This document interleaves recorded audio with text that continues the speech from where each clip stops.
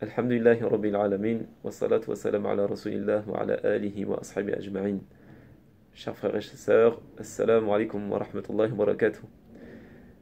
Aujourd'hui, nous avions eu deux rendez-vous dans nos locaux, dans les locaux de Nouvelle Optique, donc au 39 boulevard de la Muette, à Garges-les-Gonesse.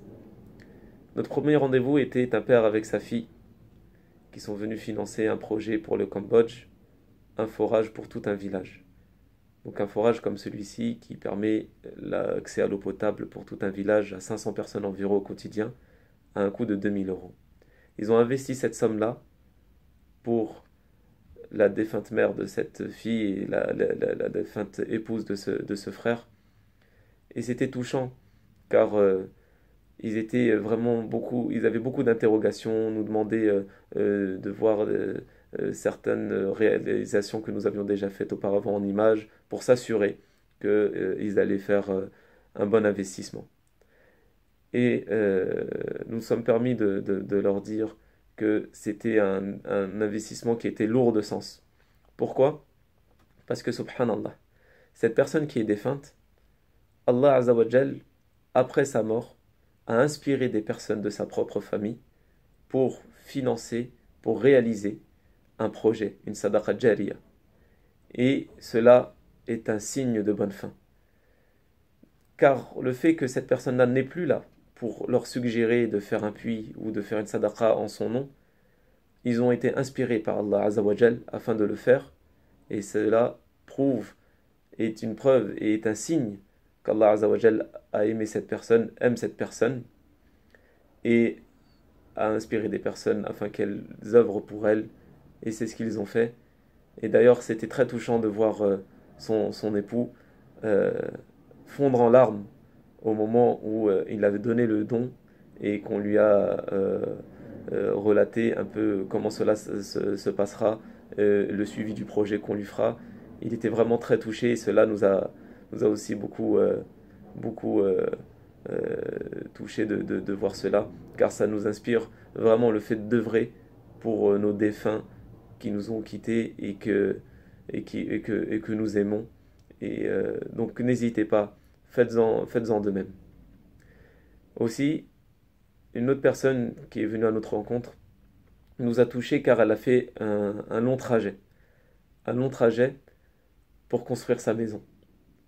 Effectivement, cette sœur qui est venue nous rencontrer a construit sa maison en finançant une mosquée pour le Burkina Faso. Alhamdulillah, elle a pris de ses biens. Elle a pris une somme assez conséquente car elle a voulu faire une mosquée de 100 mètres carrés qui a 10 300 euros au Burkina Faso. Et elle s'est séparée de ses biens. Elle s'est séparée de ses biens pour pouvoir soulager des personnes et aussi rencontrer Allah Azzawajal au satisfait d'elle, Inch'Allah. Et cela nous touche car aujourd'hui on a beaucoup de projets mondains. On se dit, voilà, on aimerait bien avoir tel ou tel patrimoine, telle ou telle richesse, telle ou telle chose de ce bas monde, et on se met à réfléchir au futur, alors que la vraie vie, le vrai futur est dans l'au-delà.